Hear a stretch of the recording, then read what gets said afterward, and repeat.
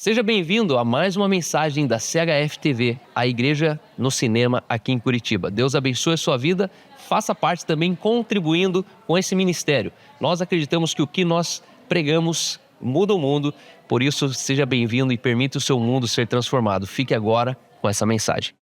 Estou muito feliz de estar aqui, né? Acho que para algumas pessoas que eu já interagi mais ao longo desse tempo aqui, sabem a minha felicidade de estar nesse lugar, de estar com vocês como igreja.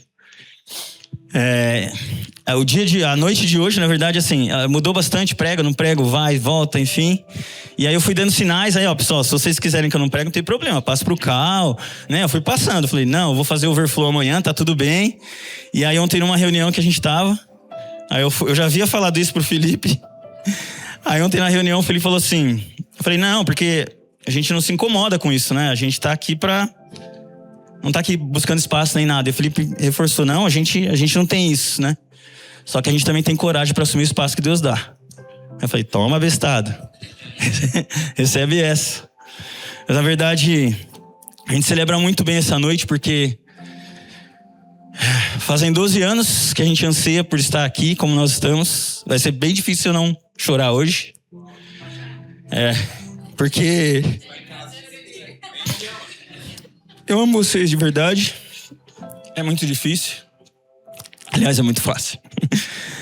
É que enquanto eu construí uma mensagem assim, eu queria fugir do óbvio, que era falar sobre como eu cheguei aqui. Mas não dava, porque eu sentia que era o que Deus queria contar, né? E nós esperamos 12 anos para estar aqui. E estar fixo, né? De maneira definitiva, porque a gente vinha pra cá muito. A gente chegava numa sexta, voltava no domingo. O Cal sabe bem a correria que era. Negociava com o chefe, com o gestor lá. Deixa eu chegar tarde na segunda, porque às vezes eu ia de ônibus, enfim. E muitas vezes a gente acompanhou com o coração incendiado todo o movimento que Deus estava fazendo, mas de longe. E sonhando em estar aqui, pertencer como um corpo, fisicamente e pessoalmente, podendo contribuir com o nosso coração, enfim. E em 2022, a gente chegou muito próximo de tomar uma decisão de mudar para cá. A gente veio para cá, a gente buscou imóveis, enfim, muito próximo mesmo, assim, 99,9%, assim. E eu descobri uma coisa muito importante, assim, anos depois, né? Inclusive, há pouco tempo, na verdade, há 2 meses, que às vezes na jornada da nossa vida a gente fica perito em tomar decisões e fazer escolhas. Mas a gente cai na ladeira na hora que a gente precisa discernir. São coisas totalmente diferentes. Porque às vezes a gente toma uma decisão com base na pressão ou com base nas informações que a gente tem. Às vezes a gente faz uma escolha por aquilo que a gente tem mais afinidade ou que a gente julga ser o ideal para aquele momento. Mas discernir vai além do tempo. E naquele momento eu sinto que eu deveria ter discernido em ter vindo para cá. Mas Deus não é Deus devedor de nada, né? Deus preparou um momento assim absurdo para a gente estar aqui. E quem sabe mesmo da nossa história, como a gente chega aqui, sabe que não seria por nós, pela nossa força. A gente atravessou muita coisa assim ao longo da vida. Eu nasci de novo aos 17 anos. Eu era um jovem bastante ativo, assim, né? Bem mobilizador. Na minha rua, por exemplo, em época de Copa, quem organizava era eu. Então, fazia até a inauguração, passava faixa, chamava a tiazinha mais velha pra cortar a faixa. A Copa do Mundo. Então, era um mobilizador, né? Só que até então, assim, era meio aquela pessoa baderneira da rua, né? E quando eu fui para um culto, ao som de Coração Valente da Voz da Verdade, eu nasci de novo, eu reconheci Jesus como meu Salvador. Aquilo me mudou, inaugurou um tempo na minha vida assim maravilhoso. Eu lembro que eu fiquei 2 anos numa atividade constante na igreja, assim, todos os cultos, todas as orações, todas as reuniões, porque aquilo tinha mudado a minha vida, a perspectiva sobre o mundo. E eu era muito fiel a tudo que eu ouvia, eu queria aprender, eu pegava aquilo, trazia aquilo para dentro. E era tão gostoso aquilo que eu falava, meu Deus, como eu passei 17 anos longe disso, né? Mas era tão pouco perto do que dava para viver. E eu lembro que, assim, foi tão chocante chegar naquele lugar, assim, e ver as pessoas me dando oportunidade, né? Deixando eu fluir um dom que eu nem sabia que eu tinha. E eu me recordo que, facilmente, assim, um pastor chegou em mim e falou assim, Rodrigo, você é um líder. Só que eu era só um garoto de 17 anos. E eu pensei, como é que alguém de 17 anos, sem nenhuma história de vida, consegue liderar alguém? E ele logo me posicionou para liderar os jovens ali na igreja. E às vezes, assim, na maioria das vezes, o problema que as pessoas têm com a religião tá ligado a um pastor tóxico, a um pastor autoritário, alguém que manipula, alguém que, enfim, faz um pelotão de escravidão ali. E não era a minha realidade. Quem me pastoreou, assim, desde os 17 anos foi o pai do Felipe, do careca que anda comigo aqui. Ele é um homem íntegro, um homem de uma só mulher, um homem de Deus, um homem temente a Deus, um excelente líder, um cara que me inspirou, um cara que me afiou. Eu vim de uma família onde meus pais não terminaram o estudo, né, na escola. E eu lembro que eu olhava para ele e falava, eu vou ser um profissional como você. E ele falava, eu vou te preparar para que o mundo veja o profissional que você é. Tanto que ele foi o meu primeiro gestor numa multinacional, ele me contratou. Então, assim, ele me preparou muito, assim, ele me moldou. Eu lembro que de feedbacks, assim, muito pesados, assim, que eu falava, meu Deus, só um garoto de 19 anos. Só terminei um namoro, tipo assim, caraca, não destruí a vida de ninguém. Pelo menos eu imaginava isso. Mas ele sempre falava, eu tô te vendo além do tempo, eu tô te vendo além do tempo. E eu me recordo, assim, que quando a graça chega, assim, na minha vida, eu me sinto maior do que o ninho que ele queria me prender. Porque na cabeça dele ele estava me protegendo de tudo, já que ele tinha me gerado. E aí eu lembro que a gente teve uma conversa assim na minha casa, e uma conversa onde ele estava facilitando eu e minha esposa ali, ajudando. E eu lembro que foi a primeira conversa que eu cresci na conversa contra ele. Que ele falou uma coisa e eu bati o pé e disse que eu não concordava, que não era o que estava acontecendo. E eu lembro que foi a primeira vez que ele sentiu que eu tinha me tornado um homem e que ele não tinha mais como atravessar aquela barreira de me disciplinar e assim por diante. E depois daquilo, eu passei assim uma jornada desafiadora dentro da igreja, obviamente. E até que culminou em sermos convidados a não estar mais na igreja. Assim como todo mundo, de maneira muito pacífica, mas obviamente é traumático, né? Você cresceu numa igreja, acompanhou, sempre foi o braço direito. E tudo isso porque é um belo dia, numa manhã como qualquer outra. Eu estava no meu trabalho, sentado numa cadeira. Tinha sido convidado para fazer uma pregação na minha igreja. Eu sempre amei o tema da graça, assim, né? Mas pra mim era um favor imerecido, aquela coisa que todo mundo fala, hoje todo mundo prega a graça, né? Agora misturou tudo, e aí fica fácil você dizer que segue alguém, né? Só que eu queria extrair alguma coisa diferente, e eu tinha um quê de ouvir músicas pra me inspirar na mensagem. Eu lembro que eu busquei ali por Scandal of Grace da Hillsong, e eu caí no funil do Cal, Escândalo da Graça. Só que eu olhei assim, eu falei assim, cara, o que é isso? Escândalo da Graça, 50 minutos? Falei, pô, deve ter uma banda fazendo um espontâneo. Falei, aí deve ser a Ana Paula Valadão, Ludmilla Ferber, David Keelan, todo mundo junto cantando uma mesma canção. E eu me recordo assim que eu pus o fone, eu trabalhava em recursos humanos já, né? Tava na minha mesa bonitinho, eu tinha liberdade de trabalhar com fone. Eu pus o fone e pensei, beleza, bora se preparar. Uhum. Exatamente. O que vai acontecer? E aí eu me recordo assim de uma voz dizendo assim, amém, glória a Deus. Não foi o lobo,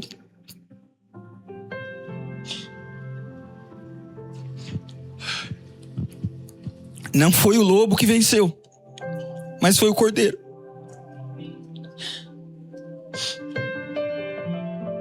Essa é a contradição do evangelho. E eu me recordo como se fosse hoje, a minha alma sendo dividida. Eu falei, que cara louco. Eu falei, que cara maluco, ele tá me fazendo me sentir aceito, né? Numa frase dessa. E eu lembro que aquilo me abalou tanto que eu voltei, assim, a música, o vídeo. E aí eu ouvi de novo, amém, glória a Deus. Não foi o lobo, foi o cordeiro que venceu. Essa é a contradição do evangelho. E aí foram 50 minutos de uma estrutura toda detonada. Foram 50 minutos onde eu senti que tudo que eu tinha feito estava indo para baixo, estava caindo em ruínas, e eu não estava sofrendo. Eu estava me alegrando porque parecia que eu estava finalmente encontrando a luz de Jesus ali. E aí eu ouvi por mais de 17 vezes. Em uma mesma semana. Foi muito complexo porque eu estava trabalhando, não fui almoçar nesse dia. E era uma mensagem que algumas pessoas hoje, quando eu comento, né, quando eu indico a mensagem até hoje. quando eu mando para essas pessoas, né, as pessoas falam, mas a gente ouve isso há muito tempo. Mas agora, né, eu já prego isso há 10 anos. Não. Era tudo mato naquela época. Era um alemão maluco pregando alguma coisa, falando algo ali, provavelmente contra um sistema que parecia ser menor do que era, mas era uma mensagem que invadia meu coração de um jeito, lá em Santo André.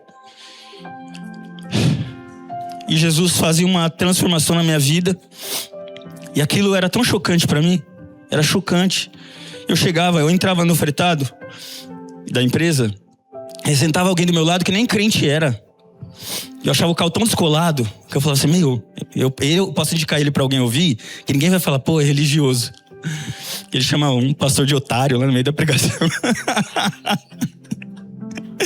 O cal, né? O cal. Enfim, isso era tão bom pra mim, assim, eu me sentia tão livre. Era uma liberdade que me invadia, assim, era maluco. Porque foi a primeira vez que eu vi Jesus sendo apresentado maior do que o sistema que tentava apresentar ele. Porque o sistema fazia Jesus caber nele. E o cara fazia assim, dane-se, esse é Jesus. E eu observava aquela mensagem. E desde então, toda reunião que eu chegava na igreja, eu queria falar sobre a mensagem Escândalo da Graça.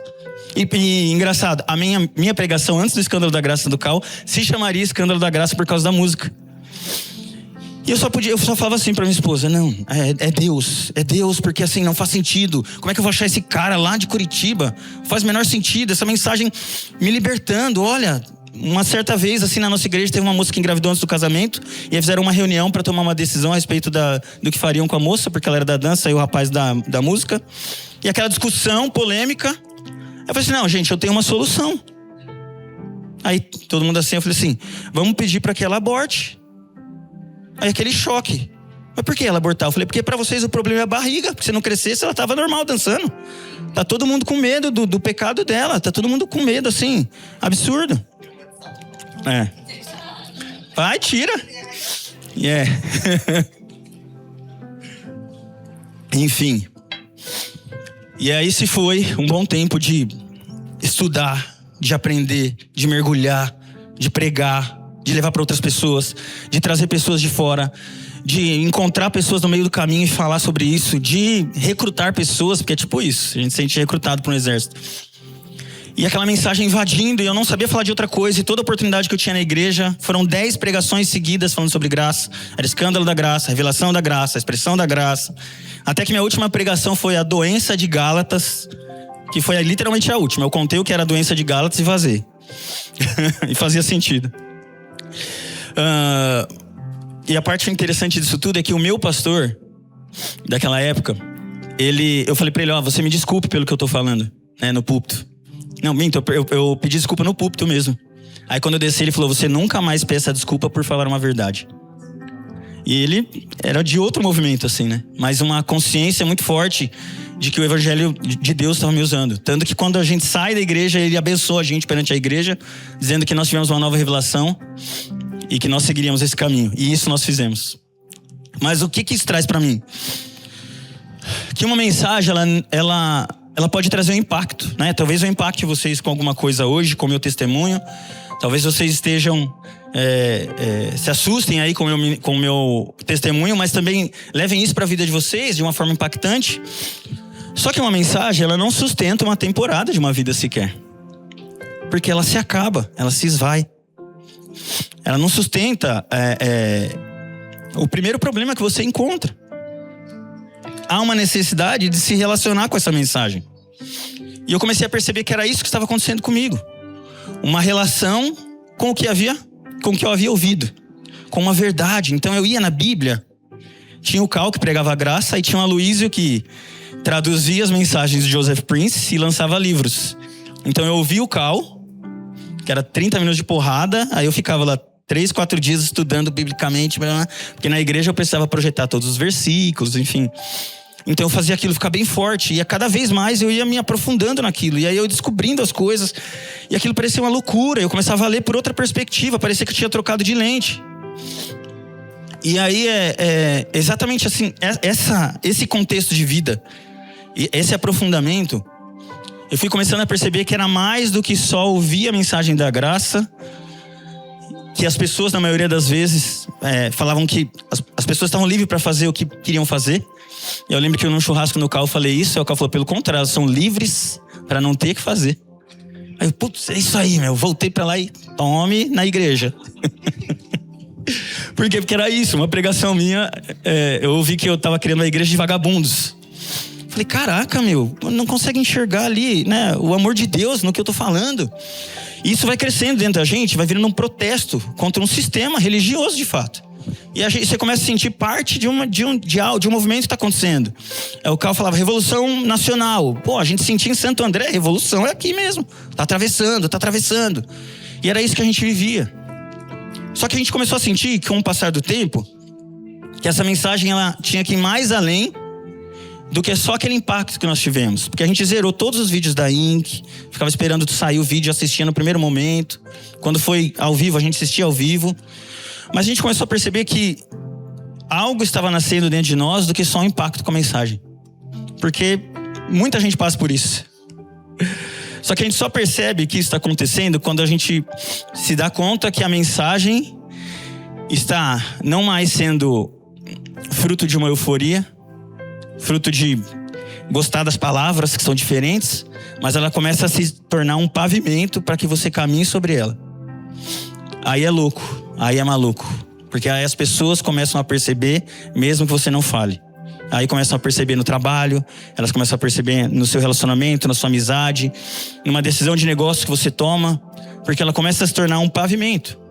Só que você começa a perceber que de fato é desse jeito, não é quando tudo está funcionando. É quando as estruturas primordiais desaparecem. Aquilo que é essencial desaparece.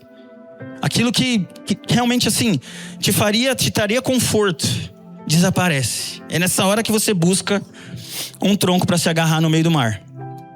E aí você descobre se aquilo que você abraçou foi uma mensagem que mudou sua vida, ou se foi só mais uma pregação, como tem um monte no YouTube hoje.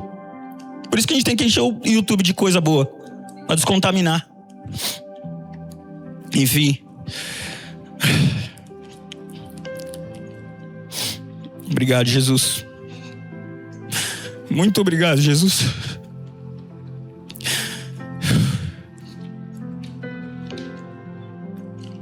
Vamos lá. Eu sabia que ia ser trash.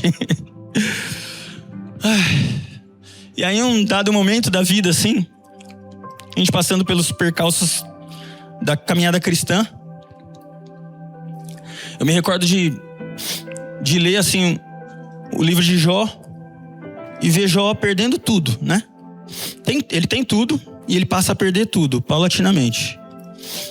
Ele vai perdendo ali seus bens, reputação, família, enfim. A gente percebe, assim, que tudo aquilo que era valioso para ele vai se perdendo. Só que a história conta ali, a palavra diz que foi tudo restituído a Jó. Obviamente, ele sofreu muito diante de uma sociedade ali, porque ele foi extremamente julgado, até dentro da sua própria casa.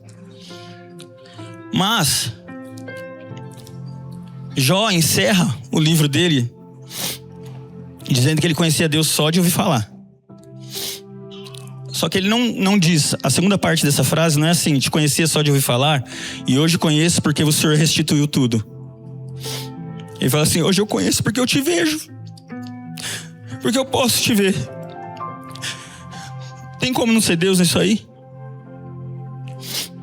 Só que fatalmente as pessoas vão se afastar de Jesus se elas focarem somente naquilo que foi restituído. Porque fica fácil. É uma prova, é um sinal, mas o sinal aponta para alguém.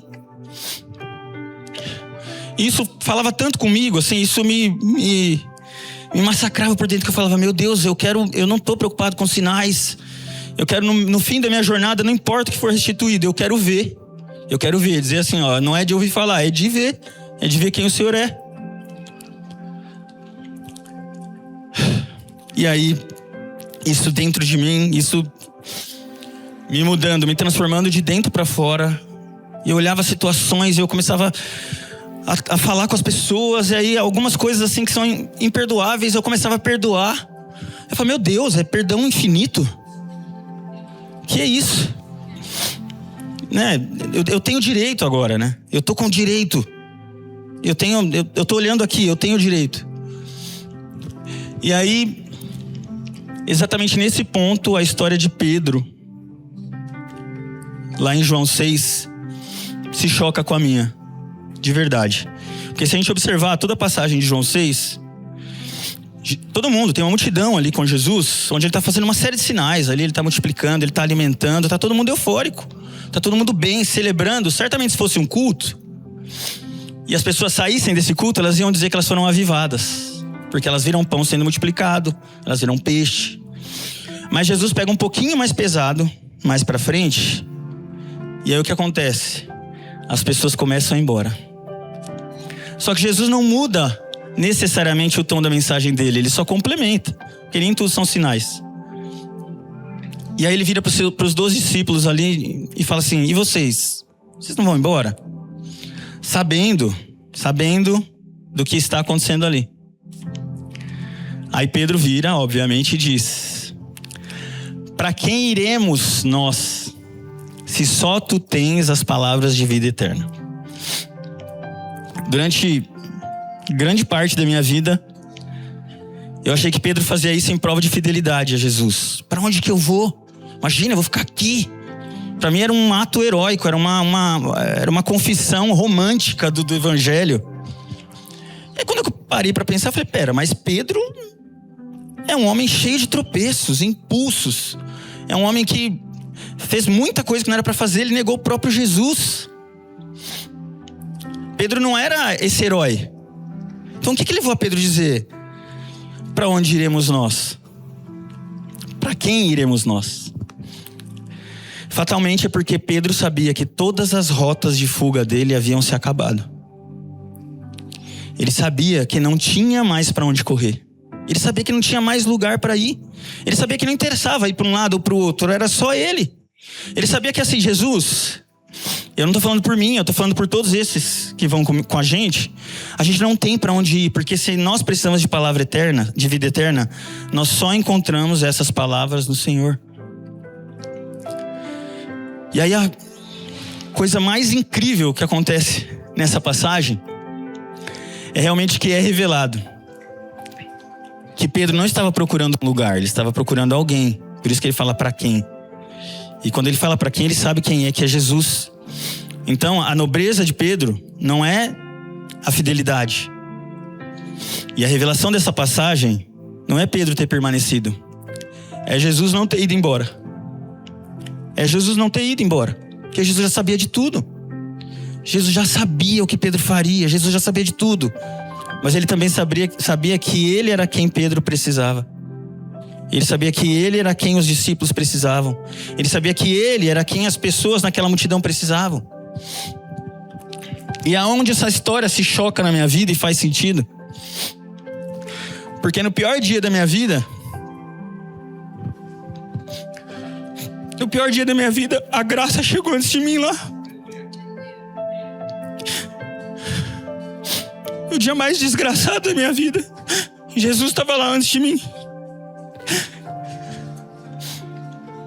No dia mais difícil da minha vida, no dia que eu tinha todo o direito de ser a pessoa mais cruel, eu tinha me tornado um com alguém, e esse alguém era Jesus.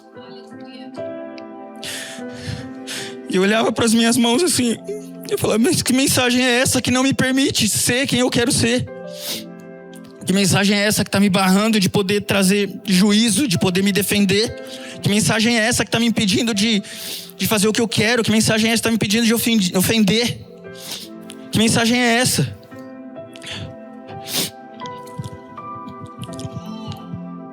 O tema dessa mensagem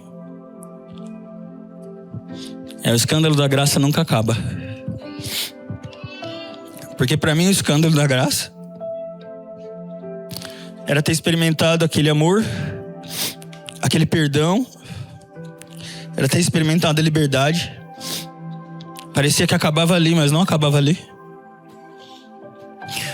Ia mudar meu ser para sempre. Ia mudar minha origem para sempre. Ia mudar a fonte do meu coração para sempre. Ia mudar meu olhar para sempre.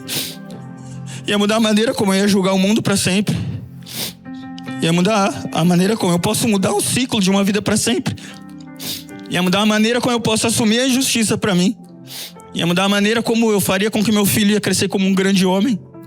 Ia mudar a minha família. E eu me recordo de fazer uma oração, onde eu falava assim para Jesus: Jesus, cuida de mim. Cuida de mim porque eu não consigo me cuidar mais. Cuida de mim porque o Senhor conhece meu coração. Cuida de mim porque o Senhor sabe o que eu passei para chegar aqui. Cuida de mim. Aí ele falou: você pregou, né? Agora eu tô pregado em você. Eu tô pregado em você e a gente vai passar por isso. Foi uma mensagem que me sustentou no pior dia da minha vida. Foi uma mensagem que fez eu ver amor. Foi uma mensagem que me tornou mais homem.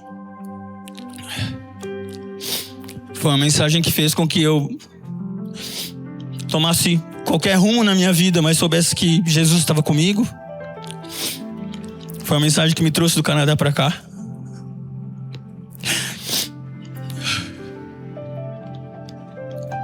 Foi uma mensagem que transformou a maneira como eu via. Obrigado, Tintara. Foi uma mensagem que fez eu acreditar que não só há perdão infinito na nossa relação com Jesus, como deve haver em nós perdão infinito na relação com qualquer pessoa. Só que você só descobre isso quando tudo que é elementar desaparece. Quando tudo que você mais precisa desaparece. Quando aquilo que te dá conforto, te ajuda a tomar uma decisão, desaparece. É a hora que tá você e a mensagem de cara e diz assim: ou eu te abraço, ou eu vou pro caminho errado. E nessa noite, eu tinha uma série de outras mensagens. O Cal fala assim: anda com a como que você fala? Anda com a cartucheira cheia. Então dava pra pensar ali alguma outra coisa, trazer. Mas nada seria mais honesto do que contar isso pra vocês. Nada talvez revelasse tanto o nosso coração de estar aqui, do que falar exatamente que o escândalo da graça pra mim era aquela liberdade. E hoje eu descobri que o escândalo da graça, ele nunca acaba, porque ele te transforma constantemente.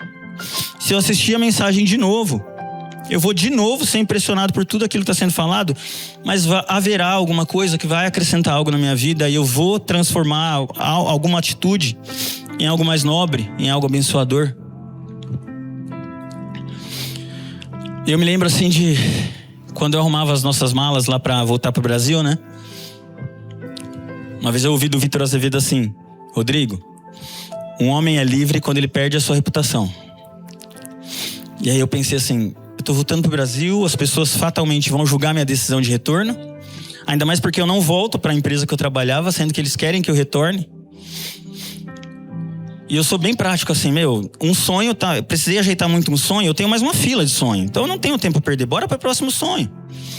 Então bora para Curitiba, beleza, já cria uma cultura ali na família, bora Curitiba, Pedro, Curitiba, todo dia Curitiba, segue Curitiba e todo mundo já fica contextualizado em Curitiba, aí quando vê já virou curitibano, já tá falando,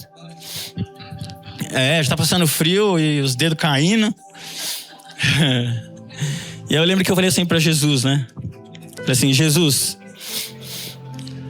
eu quero chegar lá e eu quero ter algo para oferecer para aquela comunidade, né? Porque eu tenho muita gratidão por esses 12 anos, né? Então eu só quero continuar gastando minha vida com o que eu tenho para oferecer, não importa o que seja. Não ligo para cargos, não ligo para estar com o microfone para nada. Se eu for útil para uma comunidade, eu quero ser útil. E aí eu liguei pro Helder em seguida. Falei assim: Helder, você acha que Curitiba é o melhor lugar? Você acha que é aí mesmo? Aí o Helder falou assim: eu não tenho dúvida que é o melhor lugar para você estar agora.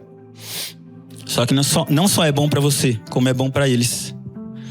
E aí isso foi tão forte assim para mim que eu falei: meu Deus, eu vivi uma jornada de 12 anos para chegar numa sessão de domingo e quando terminar eu falar: amanhã eu não tô puxando o carro de volta. Na verdade, eu tô esperando o alarme despertar para eu acordar de novo nessa cidade, pertencendo a essa comunidade.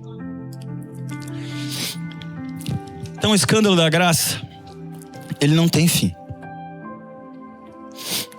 Eu não vou terminar minha jornada um dia falando quanto Deus restituiu as coisas na minha vida. Porque não importa pra mim restituição, importa eu ver Ele. Importa eu estar aqui e saber que é Ele. Importa eu estar aqui e confiar na missão que nós temos aqui e realizar essa missão. O escândalo da graça não tem fim porque ele não é um impacto momentâneo. Ele revela um Deus que é o dono da história. Ele revela um Deus que, ainda que a gente não saiba quem são as pessoas que foram um dia alcançadas por essa mensagem, são pessoas que foram transformadas por Ele. Eu tentei uma loucura. Eu tentei fazer contato com o primeiro comentário do vídeo do escândalo da graça.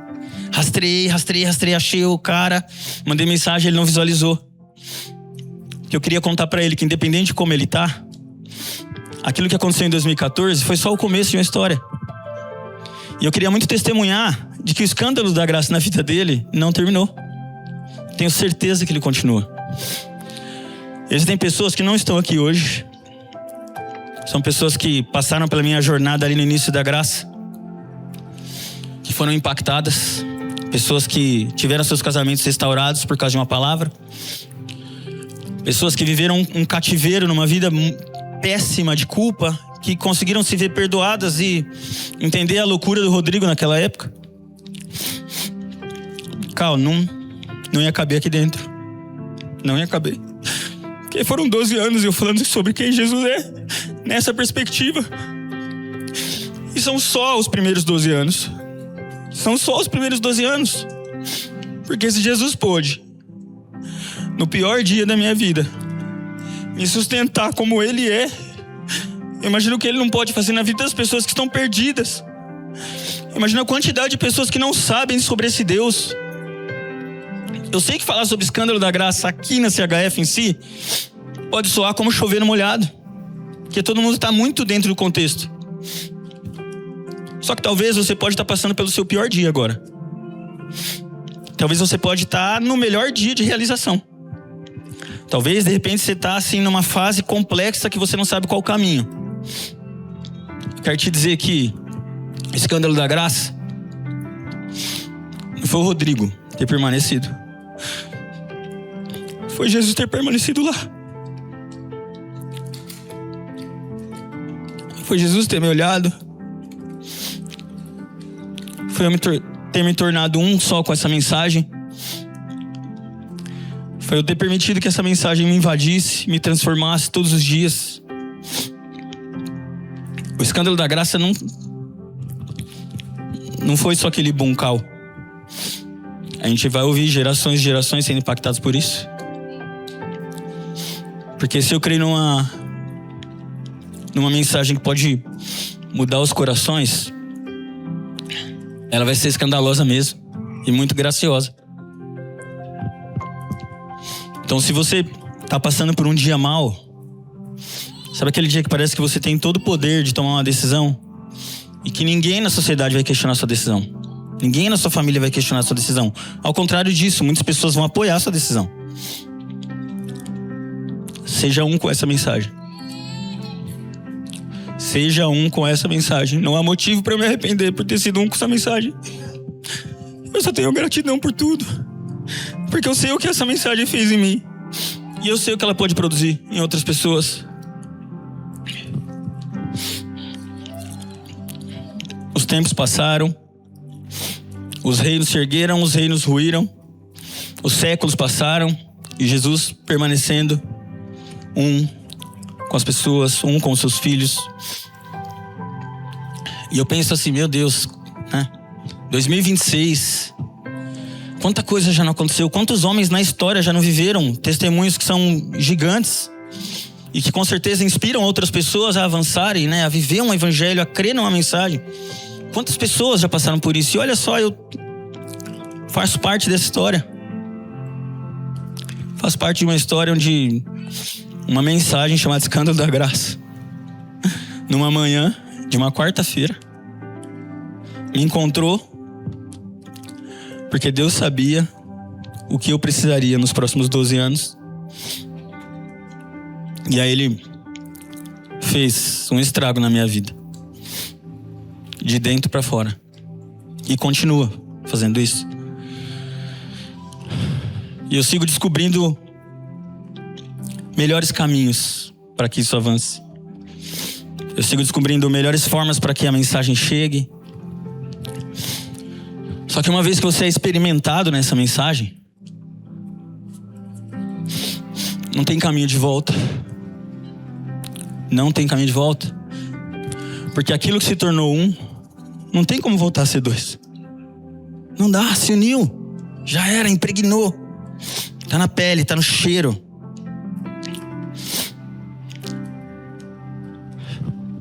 Nós somos uma comunidade, uma igreja forte demais em mensagem, forte demais em fé, forte demais naquilo que a gente crê, forte demais naquilo que a gente consegue profetizar sobre a vida das pessoas. A gente é forte demais em transformar a realidade das pessoas. A gente é forte demais. E eu creio que a gente tem muito ainda para fazer.